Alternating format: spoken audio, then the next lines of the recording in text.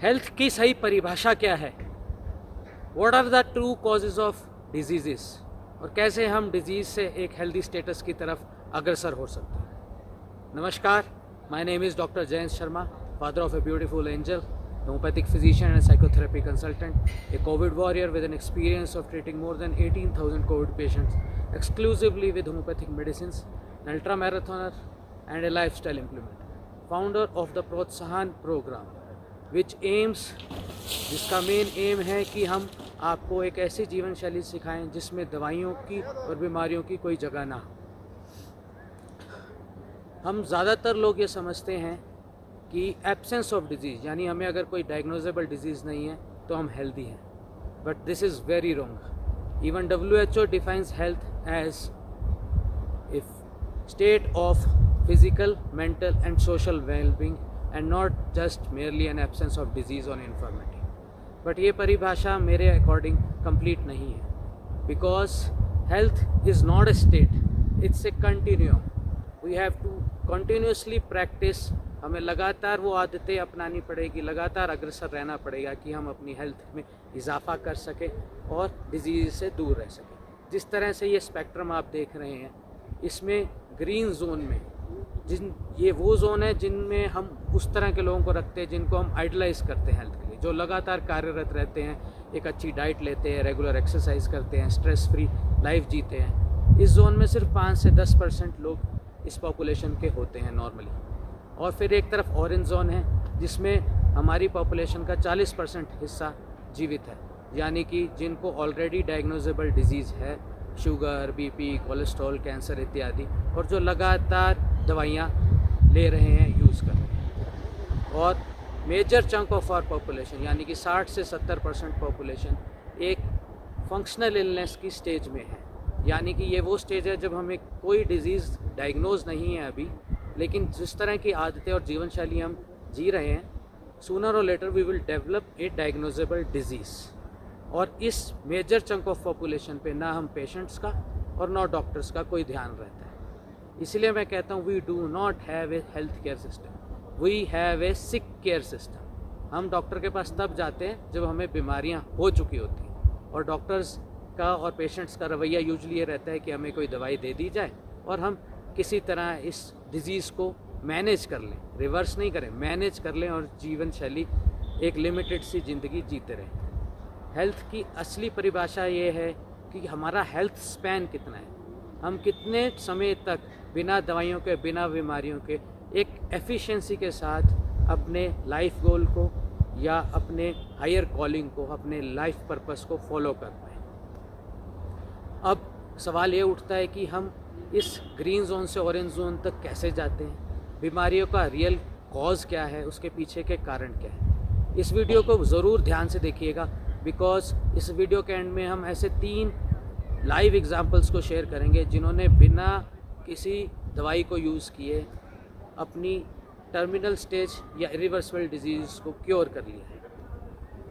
किसी भी बीमारी के अगर हम मूल जड़ पे जाएं या सेलुलर लेवल पे बात करें, तो बीमारी का मेजर कॉज हमें सेल के एक ऑर्गेनेली यानी माइटोकॉन्ड्रिया में मिलता है। Mitochondria is a cell organelle which is also known as the power house of cell.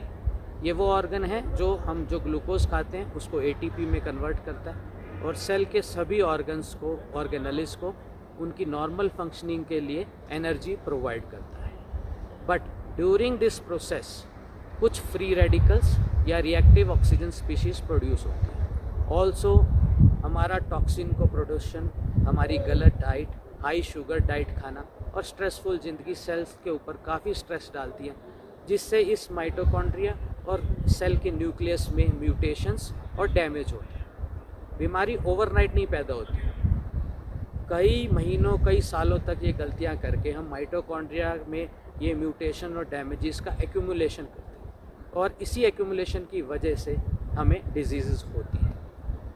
एक अच्छी डाइट लेना, एक रॉ वेजिटेरियन डाइट जिसमें होलसम डाइट हो, नेचर ने जैसा प्रोड्यूस दिया है वैसा हम खाएं, मिनिमम हम प्रोसेस करें फूड को, एक रेगुलर एक्सरसाइज करें और एक मेंटल हेल्थ को पे ध्यान देते हुए एक स्ट्रेस फ्री लाइफ जिए, तो हम माइटोकॉन्ड्रिया को इसकी हेल्थ को इम्प्रूव करते हैं। और इसके विपरीत toxin exposure, stress, processed food, highly sugary diet, highly gluten based diet, इससे हम माइटोकॉन्ड्रिया को डैमेज करते हैं और जिससे डैमेजेस ऐड होते रहते हैं और various kind of diseases including diabetes, cancer, heart disease, neurodegenerative disorders like Parkinsonism, autoimmune disorders and rheumatoid arthritis, and various innumerable diseases you can name are completely based on mitochondrial damage.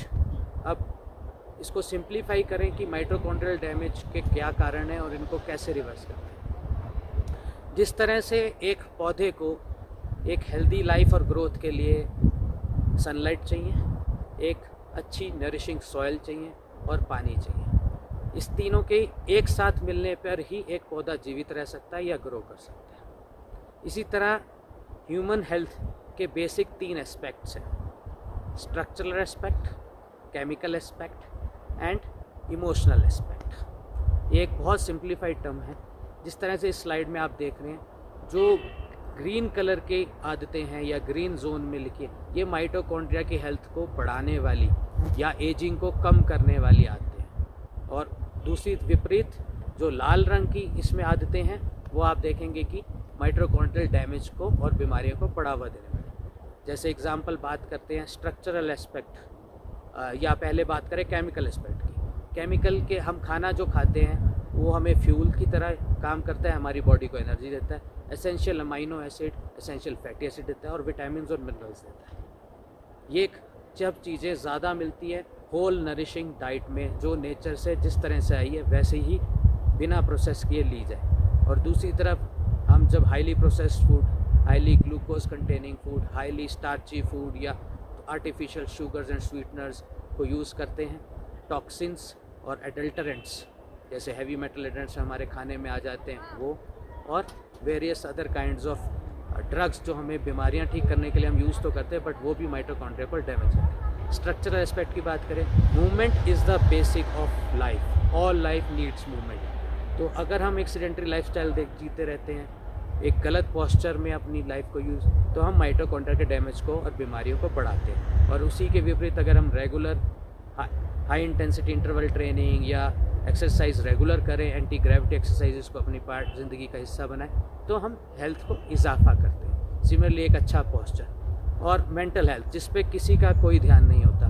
बहुत कम लोग इस aspect पे काम करते हैं। Mental health, जितना आप purposefully जीते हैं, पीस ऑफ माइंड से, बिना एंगर के, रिजेंटमेंट के जीते हैं, उतना ही आप हेल्दी रहते हैं। और दूसरी तरफ जितनी आप एंग्री, स्ट्रेसफुल लाइफ में रहते हैं, उतना ही आप माइटोकॉन्ड्रिया को डैमेज पहुंचाते रहते हैं। हाँ, मगर एक बात सही है कि एक ही साथ कोई भी बीमारी नहीं आती, कई महीनों, कई सालों की गलतियाँ माइटोकॉन्ड्रिया को डैमेज करती हैं, क्योंकि इन फ्री रेडिकल्स या रिएक्टिव ऑक्सीजन स्पीशीज़ को बैलेंस करने के लिए बॉडी में एंटीऑक्सीडेंट हार्मोन्स या एजेंट्स हैं, जैसे मेलाटोनिन या ग्लूटाथायोन। ये इन रिएक्टिव ऑक्सीडेशन स्पीशीज़ को न्यूट्रलाइज भी करती हैं और एजिंग के प्रोसेस को कम भी करती हैं।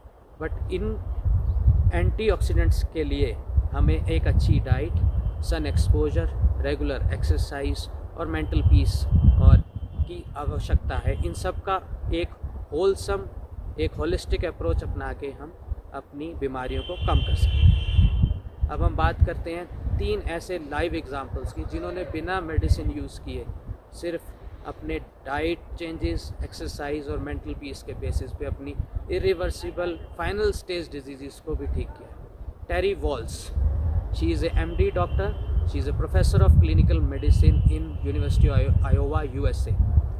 She was diagnosed with a very crippling disease with an advanced multiple sclerosis.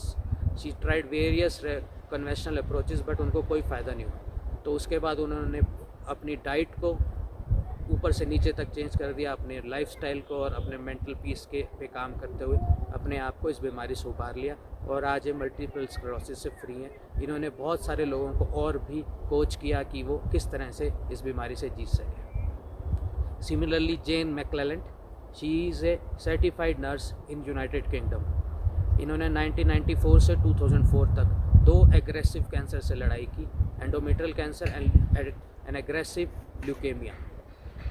इन्होंने भी सेम अप्रोच अपनाई, सिमिलर अप्रोच अपनाते हुए इन्होंने बहुत से लोगों को कोच भी किया, खुद को भी ठीक किया, औरों को भी ठीक किया बिना दवाइयों के यूज़ किए हुए। और इनको 2019 में life time achievement award for the global women award मिला।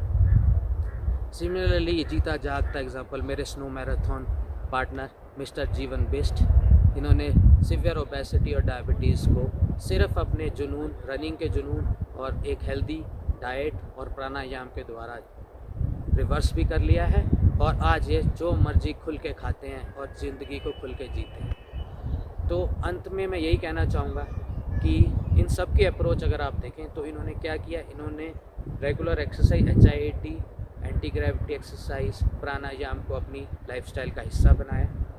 इन्होंने डेयरी, ग्लूटन यानी अनाज, नॉन वेज यानी meat products, sugar, artificial sugars and sweeteners and white sugar and highly processed food को अपनी ज़िंदगी से हटा दिया। इसकी जगह 9 से 10 कप किसी भी फॉर्म में सैलेड या स्मूदीज़ के फॉर्म में raw vegetables, fruits and nuts को ऐड किया, मेंटल पीस पे काम किया, और एक रेगुलर इसको एक लगातार अप्रोच को अपनाते हुए इस स्टेट को नहीं, एक कंटिन्यूम अपनी बीमारी को जीत भी लिया और आज तक हेल्दी स्टेट में जी भी रहे हैं। इस वीडियो को ध्यान से देखें और आप लोग इसको ध्यान से देखते हुए इसको फॉलो कीजिए। हमें बताइए कि आपका हेल्थ की तरफ नज़रिया बदला, डिजीज़ के असली कारणों की तरफ नज़रिया बदला। अगर हाँ तो बिल्कुल हमें कमेंट बॉक्स में लिख के दें। धन्यवाद।